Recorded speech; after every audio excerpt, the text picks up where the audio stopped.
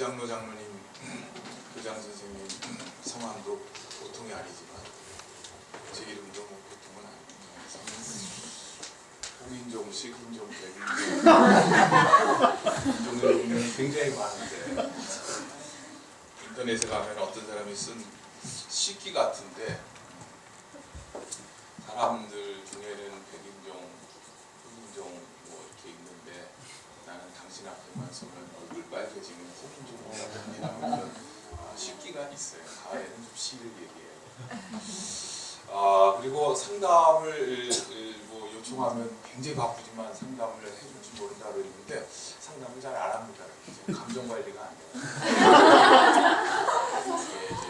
공급증도 생기고 분노가 치밀어 오르고 예전 같으면 이렇게 여유 있게 상담도 여유가 있어야 되거든요. 속에서 답이 나와요.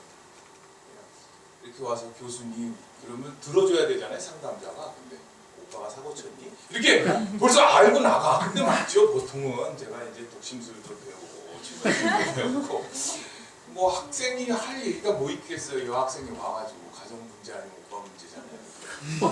둘 중에 하나 뭐 거의 50% 확률인데 근데 들어주지 않고 자꾸 그러다 보니까 제가 좀 문제가 있구나. 그래서 지금 상담 안식년을 하고 있습니다. 안식년을 지금 3년째 계속 하고 있습니다. 그리고 이제 그래서 제가 이렇게 카메라로 찍는 것도 좀 두려워. 하다 보면 또 감정 조절이 안 되기 때문에 또 흥분해가지고 하지 말아야 될 얘기도 막 할 것 같고 그래서 제가 이 토요일 좋은 날 왜 여기 와 계실까요? 얼마나 받기 좋아요. 보니까 뭐 쌍쌍이 이렇게 또 다니는데 이쁜 분들이 이렇게 캠퍼스를 다니는데 짜증이 좀 나시죠? 네? 관리하고 있는 거죠? 관리가 이게 되면 얼마나 좋겠어요. 감정이 이렇게 관리가 잘 되지 않습니다. 그래서 이제 오늘 몇 가지 이야기를 나누려고 하는데 이런 얘기를 하려고 그러면 꼭 질문을 속에서 나오는 질문을 꼭 하는 분이 있어요. 그냥 속에서만 풀면 되는데 너 건강하냐? 너는 감정 관리 잘 되냐? 이거를 자꾸 물으려고 그래. 묻지 마세요. 저도 계속 온고잉, 계속 지금 진행형이다 이렇게 생각하시면 될 것 같아요. 제가 부모 세미나를 한번 한 적이 있는데 부모 세미나를 한점 하고 나서 질문이 있냐고 물었더니 한 분이 손을 들고 그래서 당신 애들은 잘 컸다는 말이요? 이렇게 질문을 했어요. 그럼 자기 아이들 잘 큰 사람만 세미나 하느냐? 그건 아니고 고민하고 있고 아픈 사람들도 하는 거죠. 그래서 누구나 다 문제는 있습니다. 어려움이 있고 그러면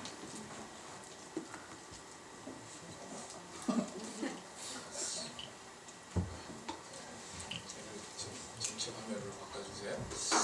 지금 한국 사회는 뭐 세월호 사건뿐만이 아니라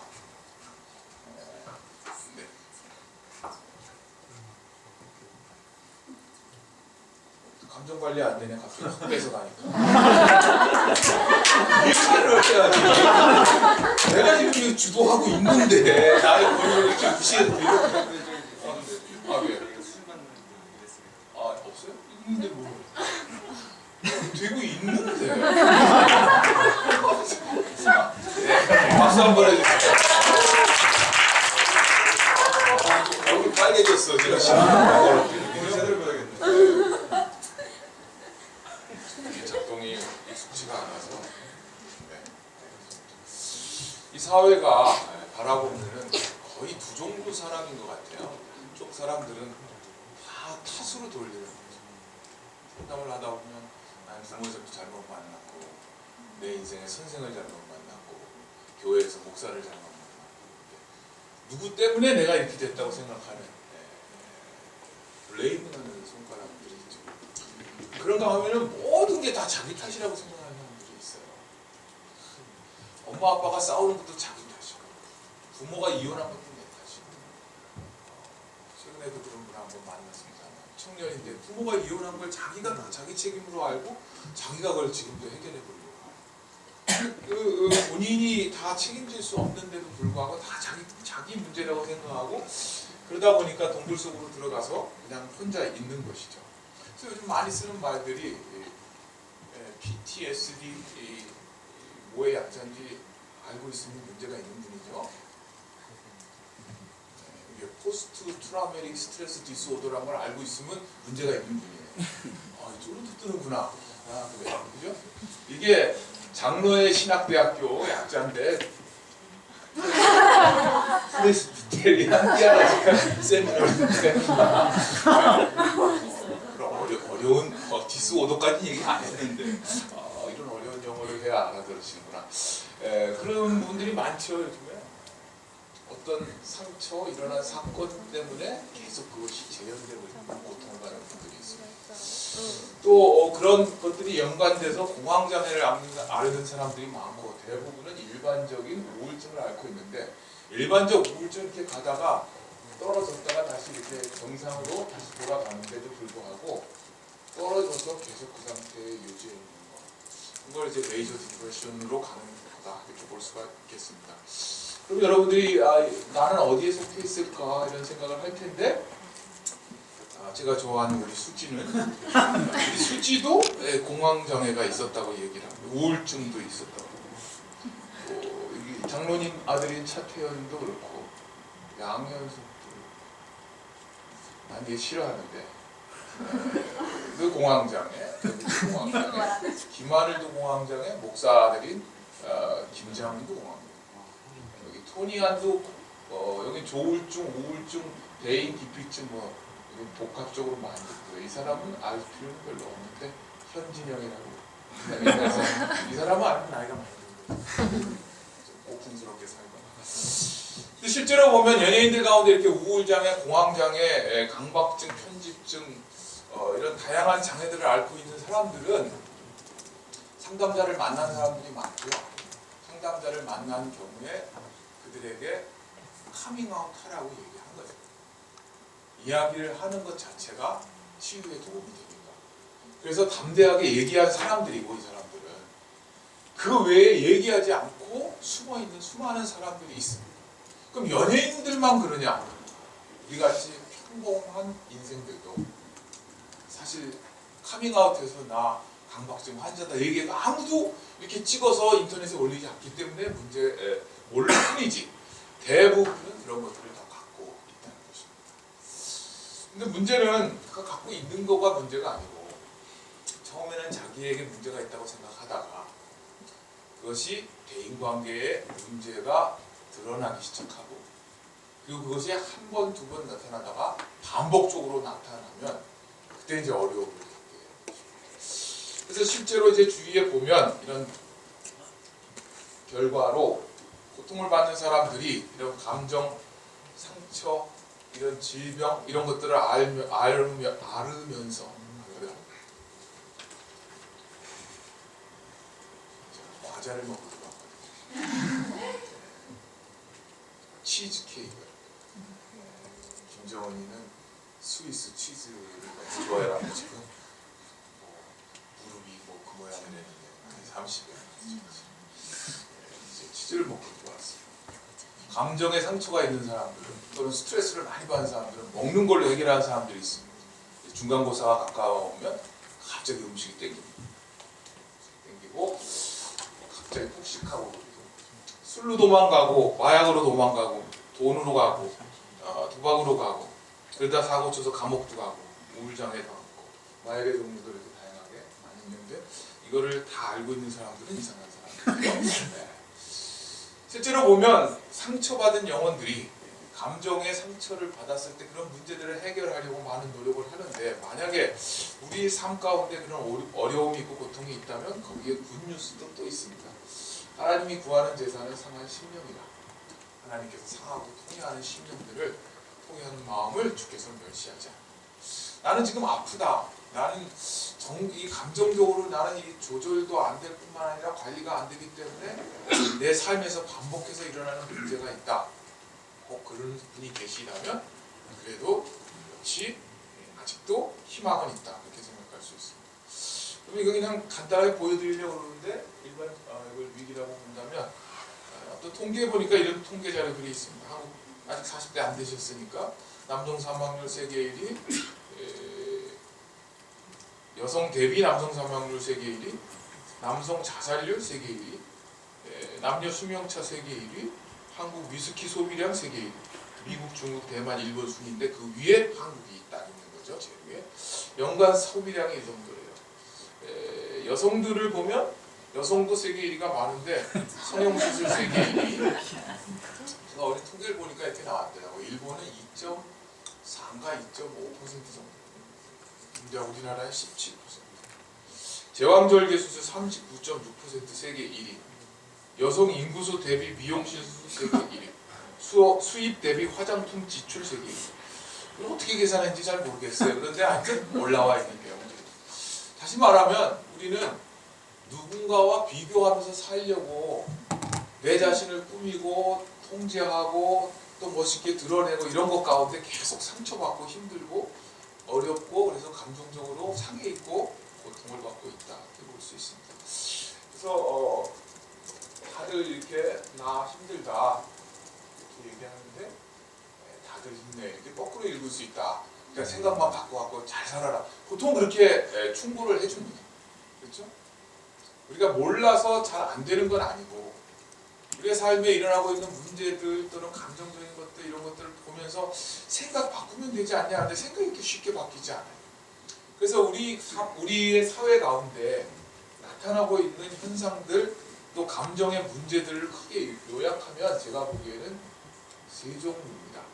하나는 누군가를 향한 분노, 아니면 자기 자신에 대한 무기력감, 그래서 거기서 오는 이게 이제 현대인들에게 가장 많이 드러나고 있는 감정적인 관리를 잘 하지 못하고 있는 현상들로 인해서 나타나는 문제들로 보여집니다. 그래서 실제로 보면 훌륭하게 인생을 살아왔거나 겉으로 보기에는 굉장히 스펙도 잘 쌓고 사람들 보기에 굉장히 존경받을 만한 위치에 있는 유명 인사들이 무너지는 리더들이 이렇게 있습니다. 최근에는 이렇게 76세의 육성 국회의원의 전 당대표의 전 국회의장의 고등고시 합격에 S무대 법학과를 졸업하신 훌륭한 이런 분을 키워내려면 76년이 걸리는 거예요.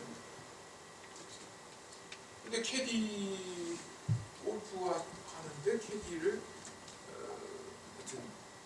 접촉을 했다는 거죠. 추행을 했다는 거. 그 명예와 그 직책과 그거를 쌓기 위해서 쌓은 그런 분을 만들어내기가 진짜 어려운데 한 번에 무너지죠. 우리 민정 씨하고 결혼한 민정 씨 내가 제일 좋아하는 여배우 중에 하나인데 이름도 그렇게 좋다고 그러잖아요. 왜 하고 결혼하는 할 일이 없어. 진짜 안 좋은데 뭐 거기다 편지를 또 뭐라고 썼어요. 이 편지를 자기 자필로 썼잖아요. 여기 뭐 이병헌입니다. 이번 일로 인해 여러분들이 느끼셨을 실망감을 느낀 게 아니야. 분노를 느끼고 있지. 결혼한 지 며칠 됐다고 아는 지인이 왜 여자인데 또 여자하고 집까지 가서 또 술을 마시고 또 음담패서 그래요. 물론 이분이 무슨 리더라고 말할 수는 없을지 모르지만 어린 청소년들에게는 리더입니다. 닮고 싶은 분들 중에 하나예요. 이런 분들이. 근데 한 번에 그냥 물론 이분은 약간 병적인 게 있을까 좀 그런 생각이 들잖아요. 항상 무슨 영화나 이런 거에 출연한 여배우가 늘 스캔들이 있었거든요. 그래서 약간 불안해요. 최근에 모 대학 교수의 성추행 혐의라고 해서 또 크게 문제가 됐죠. 코넬대는 고려대하고 비슷한 K로 시작하는 대학인데 거기 개원 교수로 가실 정도면 이분이 보통 분은 아니실 텐데 말이에요. 그 옆에 글을 보니까 댓글을 이렇게 썼더라고요. 그분이 옆에 비행기 옆좌석에 앉은 분을 성추행한 게 아니고 이쪽에 창 쪽에 앉았는데 이쪽에 복도 쪽에 앉아 있어서 자고 있길래 나가려고 그냥 나간다 나간다 이렇게 건드렸는데 그게 성추행이 된 거다 라고 생각할 수는 없냐. 누가 이렇게 친절하게 그리고 아직 뭐 혐의만 있는 거지 지금 이게 그런 건 아니니까요. 그렇지만 그 학문적인 위치로 올라가서 그 교수직까지 가기에는 정말 많은 사람들에게 이렇게 모범도 되고 학문적인 성취도 하고 그랬던 분인데 만약 이것이 사실이라고 한다면 한 번에 자기의 행동 통제가 안 되고 조절이 안 돼서 그에 갖고 있던 모든 것을 들려. 우리 주위에 보면 그런 분들이 한두 분이 아니에요. 그렇죠. 뭐 제주도 지검장 하시던 분. 그분이 어떻게 바바리맨을 해요? 이해할 수 없잖아요. 그런 일들이 우리의 삶에 일어난다는 거예요. 그 자리에 가기까지 얼마나 많은 업적을 좋은 일들을 많이 했겠어요. 그런데 그렇게 되는 거죠. 그러면 우리가 리더십인데 리더십 진정한 리더는 뭐냐? 뭐 책들이 많이 있습니다. 감성의 리더십, 소셜 리더십, 서번트 리더십, 이순신 승리의 리더십, 오픈 리더십, 히딩크 리더십, 세종대왕 리더십. 최근은 아닙니다. 몇 년 전에 나온 책 가운데 셀프 리더십, 자기 혼자. 요즘엔 또 여성들이 많이 나오기 때문에 여성 리더십에 대해서. 홍명보 리더십은 끝난 리더십. 훨씬 내가 집어넣지만 이광종 리더십이잖아요. 그러면 우리가 리더십을 이야기할 때 리더십을 이제 공부를 너무 많이 해갖고 리더십을 막 거의 머리에 쥐어하려고 그러잖아요. 근데 리더십은 관계와 영향력으로서의 리더십인데 한 사람이 다른 사람의 생각과 행동, 신념 또는 가치관에 영향을 미치고자 하는 관계인데 이 영향을 미치는 것이 꼭 지금부터 영향을 미치자 해서 미치는 게 아니에요. 부모님이 그런 거잖아요. 부모님이 영향을 내가 가르치는 말만 듣고 네가 따라해라 그래도 절대로 자녀들이 그 말씀하시는 말씀의 내용을 듣고 따라하지 않고 그가 하는 행동을 보고 따라하잖아요. 그렇게 보면 우리가 행동, 신념 또는 가치관에 영향을 미치고자 하는 관계인데 그렇게 보면 모든 그리스도인들은 리더이고 원하든 원치 않든 리더십을 발휘해요. 실제로 보면 모든 사람들이 기독교인들을 바라보고 있죠. 지금 또 더더욱이나 기독교인들이 소수가 되어졌잖아요. 근데 보면 북한하고 축구 시합에서 임창무라는 22살 청년이 골을 집어넣었습니다. 나중에 그 TV에는 하나도 안 나왔지만 기독교인들끼리 모여서 또 스크럼을 짜고 무릎을 꿇고 기도 세레모니 하는 거를 몇 신문에서 찍어가지고 감사 기도 세레모니에서 또 올렸더라고요. 거기에 그 임창호 선수가 눈을 감고 감격적으로 기도하는 그게 클로즈업 해가지고 이렇게 김신우 군 옆에서 이런 모습들인데 그거에 대해서 이제 말들이 막 나오면서 박주영 중동으로 간다는데 기도 세레모니는 어떻게 할 거냐? 너 큰일 났다. 개독들은 왜 이렇게 개독들이 없는 청정사회를 만들지 않습니까? 난 이 다 분노에 찬 인간들이죠. 분노에 찬 인간들 되면 그런 것들을 위해서 우울해하는. 아니 뭐 야구 선수들 하고 뭐 이렇게 하고 뭐 이렇게 세레모니 하고 다 세레모니 하는 건데 기독교라 그러면 엘러직 반응을 보이는 사람들이 의외로 많이 있어요. 이렇게 보면 실제로 일어나고 있는 일들 가운데 우리는 그냥 기독교인이라는 라벨을 붙이는 순간 우리는 영향력을 미치고 싶지 않다고 해도 우리 친구한테 전도하면서 야 나의 삶은 안 따라가니 오직 하나님만 보고 믿어라. 아무리 그렇게 얘기해도 그는 너를 본다 이 너를 그렇잖아요. 그러니까 우리의 삶 가운데 나는 리더가 아니라고 아무리 우겨도 리더인 거예요. 우리는 계속 영향력을 미치고 있기 때문에. 그러면 리더의 좋은 지도자감은 누구냐? 오늘 커션인지 아주 무너졌더라고요. 근데 우리 류현진, 유뚱은 이 지도자 감 얘기할 때 이 감은 깜냥이란 말에서 왔다는데 스스로 일을 헤아림 또는 헤아릴 수 있는 능력, 일을 가늠해보아 해낼 만한 능력을 했는데 그 아버지가 좋은 아버지 지도자죠. 아들을 잘 관찰했다는 거예요. 아들을 여러 가지 했는데 보니까 야구를 좋아한다는 걸 잘 관찰해서 알았고, 그래서 참 극성이죠. 집 옥상에 개인 투구 연습장을 만들어 주었다. 제가 정경화 이 집안 있잖아요. 근데 그 어머니가 그런 글을 제가 간증이랄 때 자서전을 읽은 적이 있는데, 나는 절대로 우리 아이들을 이렇게 음악을 시키려고 강제적으로 한 적이 없다. 나는 아이들의 손질을 봐서 자기들이 잘하고 원하는 것을 시켜줬다. 그래서 우리 아이들 가운데 음악을 안 하는 아이도 있다. 그래서 정말 그런가 그러고 책을 이렇게 막 넘기다 보니까 6.25가 났는데 트럭을 구해가지고 피아노를 싣고 부산으로 피난을 가네요. 그 시절에 차를 어떻게 구하고 피아노를 가지고 피난 갈 생각을 할까? 그렇게 보면 극성 엄마죠.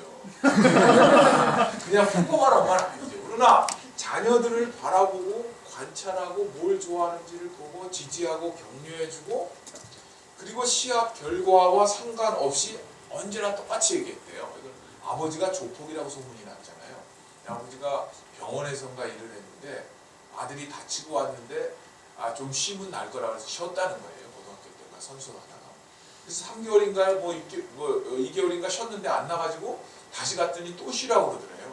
그래가지고 다른 병원 가보자고 가봤더니 뼈가 부스러졌는지 골절이 났는지 그래갖고 이제 치료를 받은 거예요. 그래서 화가 나서 그쪽 병원에 가서 둘러엎었다. 그래가지고 이제 조폭 아버지라고 이렇게 소문이, 조폭 출신이라는 안데 조폭은 아니에요. 그러나 이제 좋은 지도자는 누구냐? 그 감을 알아보는 거죠.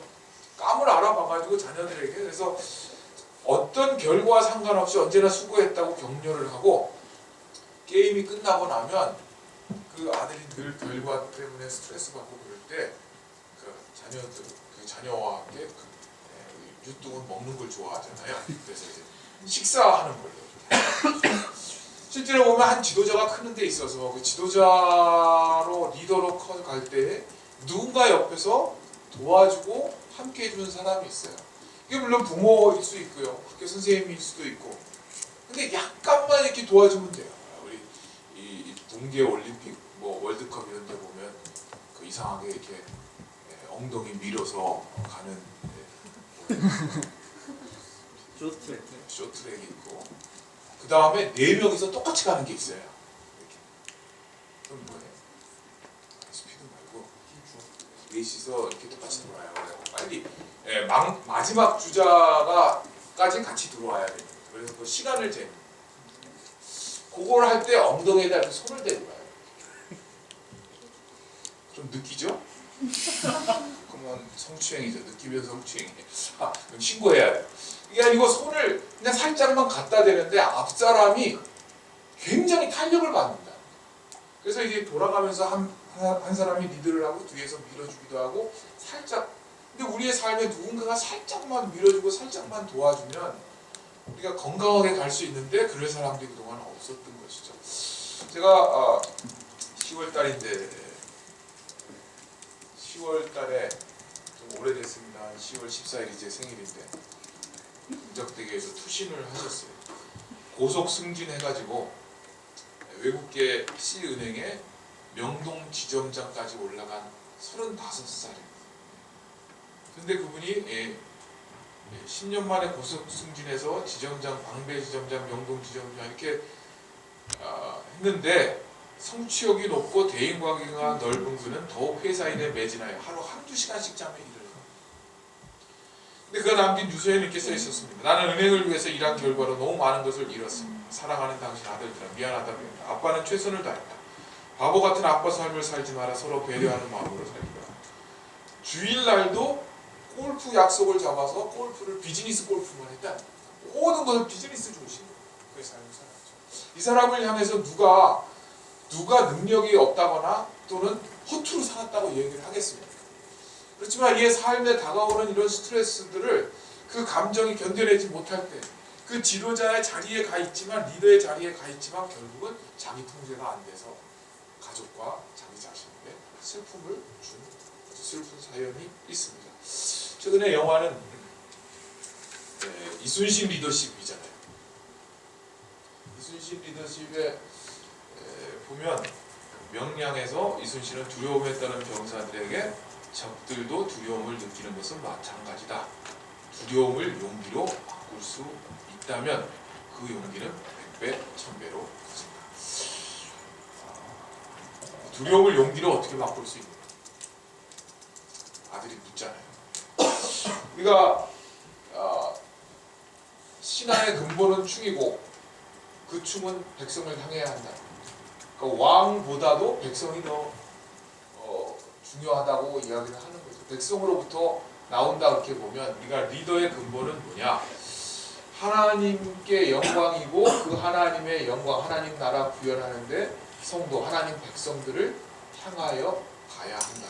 그럼 우리의 방향성이 어디에 있느냐 이거죠. 왜 우리는 두려워하고 있고 숨어 있고 자기 자신을 드러내는 것을 두려워하고 있는가?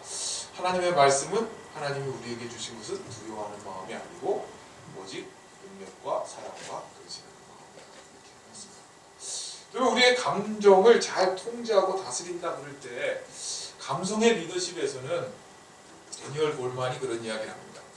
자신과 자신이 맺고 있는 관계를 통제하는 능력인데 이 관계를 통제하는 능력의 첫 번째가 뭐냐면 자기 인식 능력이라는 거예요. 이게 소리가 나고 있어요. 안 나는 걸 들고요. 가까이 돼야 되는구나. 안 나는 걸 여태까지 들고 혼자 한 거예요. 그런데도 잘 들리는 것처럼 배려심이 참 많으신 분들이에요. 제가 가까이 되고 하겠습니다. 자기 인식 능력입니다. 정확하게 자기를 평가할 수 있고 자기를 확신할 수 있는 능력이죠. 자기를 인식하게 되면 자기 관리 능력이 생겨납니다.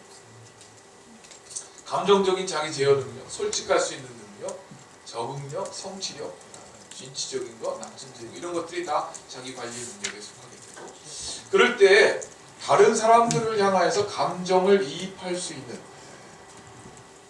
우리가 소위 말하는 다른 사람에 대해서 공감할 수 있는 조직 속에서의 인식할 수 있는 능력, 서비스 능력 이런 것들 그 다음에 다른 사람들을 향해서 영감을 불어넣고 영향력을 미치고 다른 사람들을 이끌어주고 이런 역할, 이런 단계로 진행이 된다고 이야기를 합니다. 그렇게 보면 제일 중요한 건 자기를 인식하는 것입니다. 나는 어떤 상태에 있을까? 그러면 리더가 자기를 관리한다고 할 때 나의 감정, 자아, 자존감, 자신에 대해서 긍정적인 태도, 생각 이렇게 보면 우리에게는 단 두 가지라는 거죠. 이렇게 승질 부리고 어떡하지 하고 승질 부리고 어떡하지 하고 승질 부리고 어떡하지 하고 하면서 어떡하지 이렇게 하고 있는 거죠. 실제로 우리가 건강하게 잘 살고 싶은 사람, 살고 싶지 않은 사람이 없지만 자신에 대해서 어떻게 생각하느냐 이 자긍심 또는 자존심 그렇게 얘기할 때 자존감 그렇게 얘기할 때 자신의 장점과 단점을 현실적으로 이해하고 바라보면서도 자기 자신에 대해서 긍정적인 생각을 유지하고 있는 사람 그 사람을 우리가 이 자존감이 있는 사람이라고 그렇게 이야기한다면 보통은 이 자존감, 자아의 강도가 자아의 건강성이 뭐하고 연관되냐면 출생 가족하고 연관이 있다. 그럼 출생 가족의 어머니 아버지와의 관계에서 나는 집에서 자라나면서 감정 표현을 제한하다. 울면 안 돼. 산타 할아버지는 우는 아이에게 선물을 안 준다. 그래서 울면 안 되죠? 아니면 성질을 내야만 내가 원하는 것을 얻어요. 감정 표현을 다 알고 있는데 가정에 문제가 있는 걸 다 알고 있는데 아무도 말하지 않아. 그런데 모두 다 알고 있어. 생각해 보세요. 그런 거 있죠. 명백한 문제가 있더라도 그 문제에 대해서 공개적인 대화를 하지 않아. 집에서 아버지가 바람을 피고 있는데 엄마는 그걸 알면서 성질을 내고 소리를 지르고 다 얘기를 해서 이제 온 가족이 다 알게 됐지만 아무도 그거를 얘기하지 않고 다 비밀, 공개된 비밀로 남아있어. 또는 부부가 문제를 갖고 있는데 그 문제를 자녀를 희생양 삼아서 가족의 문제를 해결해요. 어떤 집은 그런 집이 있습니다. 부부가 대화를 안 해요. 저는 대화를 6개월 동안 안 하고 사신 훌륭한 부부들을 알고 있어요. 대화를 어떻게 하느냐? 자녀를 통해서 해요. 아빠는 뭐 하라고 해요? 야, 엄마한테, 아빠한테 밥 했다고 얘기해. 다 들리죠. 그 소리가 들리는데 애한테 얘기하는 거예요. 그러면 아버지는 애가 얘기하기 전에 벌써 다 듣고 애한테 얘기합니다. 야, 치사해서 안 먹는다고 가서 얘기해. 다 들리죠. 실제로 아이에게 엄마가 줬니 아빠가 줬니고 왜 물어봐요 그거를. 애는 살아남아야 되는데 엄마 좋다고 하면 아빠 삐지고 아빠 좋다고 하면 엄마 삐지고 그러니까 할 수 없이 애가 둘 다 좋다고 얘기하는 거예요. 자기의 감정을 숨기고. 그래서 엄마가 데려가서 묻는 거예요. 진짜 엄마가 줬니 아빠가 줬니? 그럼 뭐라 그래? 엄마가 좋다고. 아빠가 데려가서 조용히 물어요. 너 아빠가 줬니 엄마가 줬니? 아빠가 좋다고 그래요. 다른 사람을 틀리지 않은 삶을 사는 거예요. 다른 사람들을 기쁘게 하는 삶을 사는 거예요. 제가 알고 있는 모 교수의 딸이 셋이 있는데 애가 하도 그렇게 얘기하니까 첫째가 막내를 데리고 가서 진짜 너 엄마가 좋니 아빠가 좋니? 그랬더니 얘가 언니가 좋아 그랬대요. 이거는 이제 정신질환으로 가는 거예요. 신경증세로 가는 거죠. 엄마와 아빠가 좋냐고 묻는 질문과 상관없는 대답을 하잖아요. 그렇게 보면 실제로 자녀들을 희생양으로 만드는 가족 분위기에서 딜레마 속에 살고 지냈다. 그럼 감정에 문제가 생길 가능성이 많아요. 자녀의 성장에 필요한 것들을 공급받지 못했거나 아니면 자녀들을 학대하거나 특별히 성실한 부모들 있잖아요. 그럴 때 외부와 단절시키고 못 나가게 하고 긴팔 입히고 학교 안 보내고 이런 일들을 해서 외부와 단절시키는 일들이에요. 실제로 우리의 감정과 연관된 우리의 자아는 우리의 출생 가족에서의 부모님과의 관계에서 영향을 받고 그 관계성 속에서 엮이는 가족 속에서 자라나서 손상된 자아를 갖게 되면 한번 속으로 체크해 보세요. 나는 만족할 줄 모른다. 저는 유학 시절에 석사학위 100개 받아봐야 박사학위 1개만 못해요. 근데 석사학위 많이 했다는 거는 공부를 못해가지고 여기저기 자꾸 다녔다는 거예요. 그리고 석사학위 그냥 다니면 좋아요. 돈만 내면 다 좋아요. 근데 제가 만난 한 분은 어떻게 보면 천재죠. 근데 천재들은 공부를 잘 못해요. 왜 그랬는지 아시죠? 워낙 능력이 탁월하시기 때문에 딴 거 할 일이 많아. 좀 모자라야 이 길밖에 없구나 그러고 하지. 근데 이분이 그런 얘기를 하는 거예요. 저는 한 번도 생각해보지 않았는데 그래요. 자기는 곧 박사학위 받을 거고 박사학위를 받으면 자기는 학교 가서 이제 가르치면 자기 같은 사람이 총장이 돼야 되지 않겠냐. 저는 너무나 충격을 받은 게 이제 지금 박사과정에 들어가려고 하는 분이 아니 교수가 되는 것도 쉬운 일이 아닌데 거기다 내가 총장이 돼야 된다는 거예요. 내가 만족이 없어. 그분은 그래서 결국은 박사학위를 못 끝냈어요. 딴 거를 계속 하는 거예요. 난 능력이 너무 탁월하니까. 우리의 삶에 만족이 없어요. 진짜 좋은 사람 만나죠. 이 사람 만났는데 알고 더 좋은 니은이 있잖아. 더 좋은 니은. 더 좋은 놈도 있고 니은도 있어요. 그냥 늘 비교하면 또 다른 걸 원하죠. 왜곡되고 편파적인 상호작용을 해요. 그냥 사람이 말하는 걸 그대로 받지 않아요. 오늘 참 멋있네요. 난 늘 멋있었거든. 넥타이가 어울리는데요. 난 어울리지 않는 넥타이는 내지 않아. 말하는 거를 그대로 받지 않아요. 거기를 왜곡시키거나 편파적으로 왜곡된 터널 비전이라고 그러죠. 내가 보고 싶은 것으로만 봐요. 사고가 염세적이고 부정적이고 틀린 거를 잘 찾아내죠. 세상, 타인 등 주변 대상, 환경을 비판해요. 감정이 언스테이블해요. 우울, 두려움, 불안, 분노감 등 부정적 감정을 주로 느끼고 감정 기복이 심하며 작은 일에도 좌절하고 슬퍼하며 그 지속 기간도 길고 자신이 의도한 대로 되지 않을 경우에는 쉽게 실망하고 낙심한다. 화내는 방법이 극단적이다. 타인에 대한 배려나 공감하는 능력이 미약하다. 잘못된 타인을 용서하지 못한다. 잘못한 사람들에게는 반드시 그 사람에게 상처 주는 노골적인 비판을 해야 한다. 인내할 줄 모른다. 사회생활에 잘 적응이 안 된다. 매사에 완벽을 추구한다. 매사에 완벽을 추구하기 때문에 페이퍼를 늘 늦게 내요. 시작은 일찍 하거나, 그런데 창세 전에 중간고사 페이퍼, 학기말 페이퍼 내는 날이 창세 전에 결정돼 있어요. 실라바스에 다 나와 있다고, 이날 낸다고. 근데 일주일만 더 지나면 진짜 좋은 작품이 될 것 같아요. 돼요? 왜? 이 목표가, 이 기준이 높아요. 완벽을 추구, 만족함이 없죠. 제 아들과 딸은 여러분들과 비슷한 연배일 텐데, 어렸을 때 학교를 다니면 아들은 목표가 굉장히 낮아요.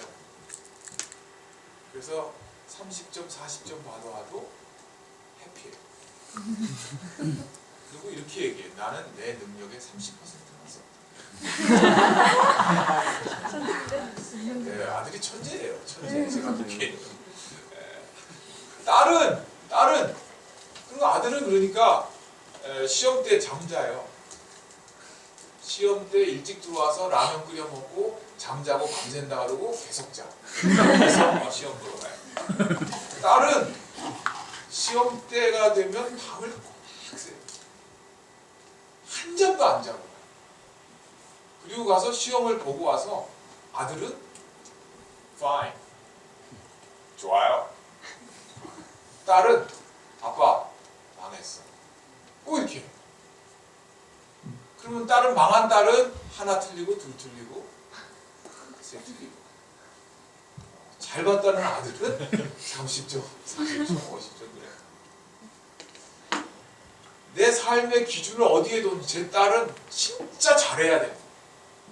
근데 제가 보기엔 능력을 120% 발휘해가지고 95%에 달성하고 있고, 진짜 아들은 30%만 쓰고 그냥 50% 정도를 이루고 있는. 이제 보면 누가 행복할까?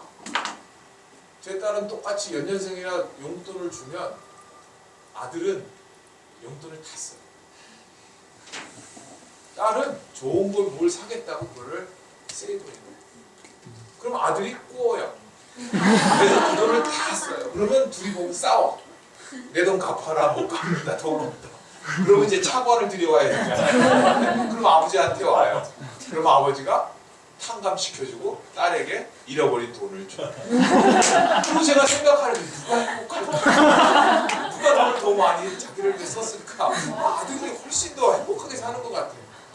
근데 어떻게 보면 자기의 삶에 있어서 너무 기준이 높고 완벽을 추구하고, 그러다 보면 만족감도 없고 늘 부정적이에요. 자신에게 하는 내면의 소리가 그래서 부정적이에요. 내면에서 나오는 소리가 있어요. 시험을 봐도 못 봤는데도 아들은 자기의 능력을 발휘하면 될 거라고, fine, 괜찮아요. 그러면 제 딸은 망했어요.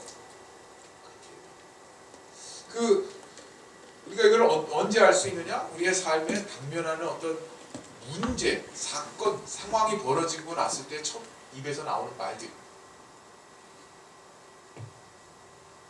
운전하다가 앞차를 콩 받았어요. 우유 마시려고 컵을 꺼내다가 컵을 떨어뜨려서 깨뜨렸어요. 뭐 물을 확 쏟아가지고 양복 잘 입고 이렇게 나가려고 확 쏟아버렸어요. 한 번은 커피를, 누른 커피를 해먹는다고. 아침에 흰 와이셨어요.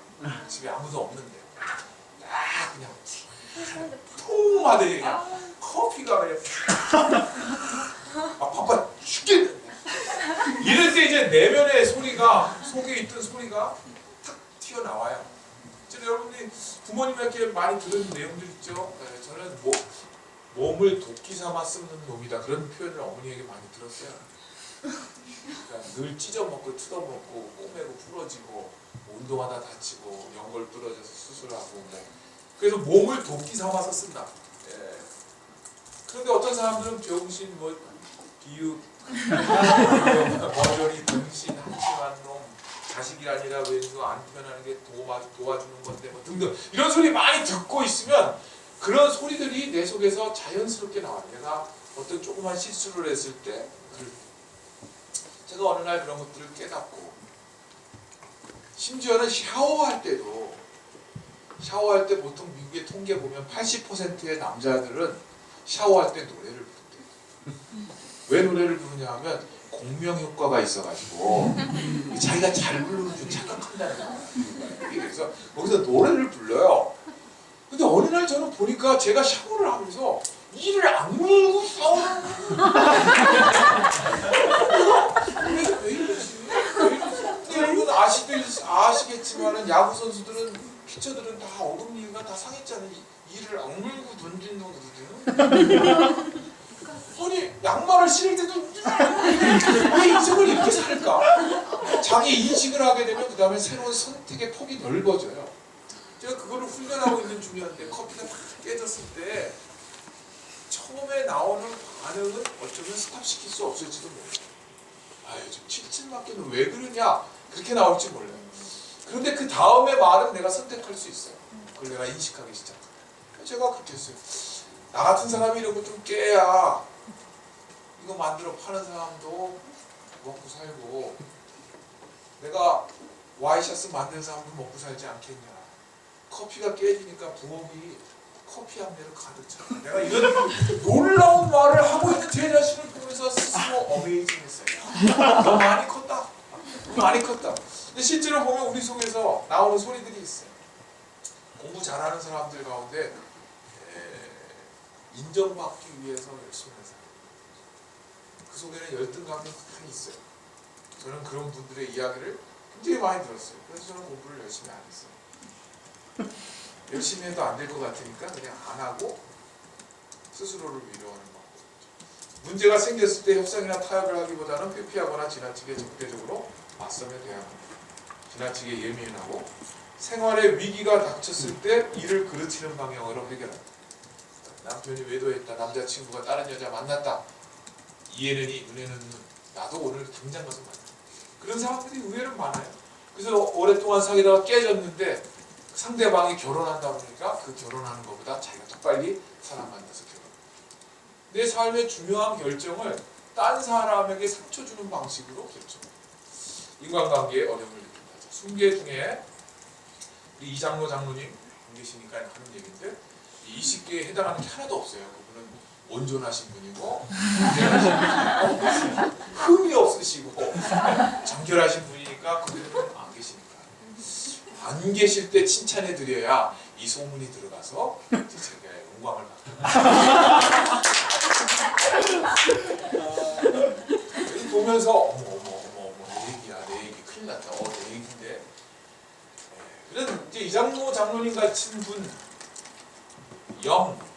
그런 게 전혀 없는 분이 있겠지만 대부분 하나에서 한 5개 정도는 있어요. 보통 그런 분도 잘 살아요. 5개에서 한 10개 정도 되면 가끔씩 터져요. 그게 문제가 돼요. 가끔씩 10개 이상 넘어간다. 그러면 이제 그게 하나의 성격처럼 나타나요. 나만 아는 게 아니라 그들이 알아요. 나는 뒤끝 하나도 없다고 그러는데 그들이 알아요. 나는 그냥 뒤끝 없이 그냥 한번 하고 싶은 얘기 다 하고 그만둔다고 얘기하지만 또 나는 인내심이 굉장히 인내심이 많다고 얘기하는데 남들은 하나도 동의하지 않아요. 그런 일들이 일어나요. 그러면 여러분과 제 자신을 바라보면서 예수님은 슬퍼하실까요? 아니면 예수님은 기뻐하고 계실까요?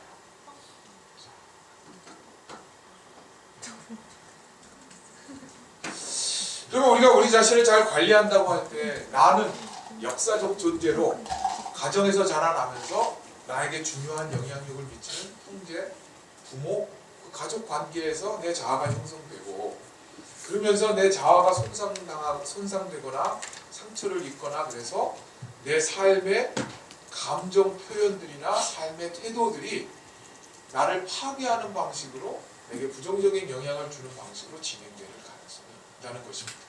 그러면 그런 것들을 생각하면서 내 자신을 어떻게 관리해야 될 거냐? 그렇게 보면 감정이란 단어를 뭐 여러 가지로 번역을 하지만 어떤 현상이나 일에 대하여 일어난 마음이나 느끼는 기분이다 그렇게 표현했는데 외부의 자극을 받아 일어나는 마음의 움직임인데 나는 원래 그렇다 이렇게 얘기하는 사람들이 참 많아요. 나는 원래 그렇다. 물론 갖고 태어난 것들이 있습니다. 그리고 남녀의 차이도 물론 있습니다. 이번에 현정아 씨 술 드시고 간증도 하시고 참 자기 통제를 잘 하시는 분인데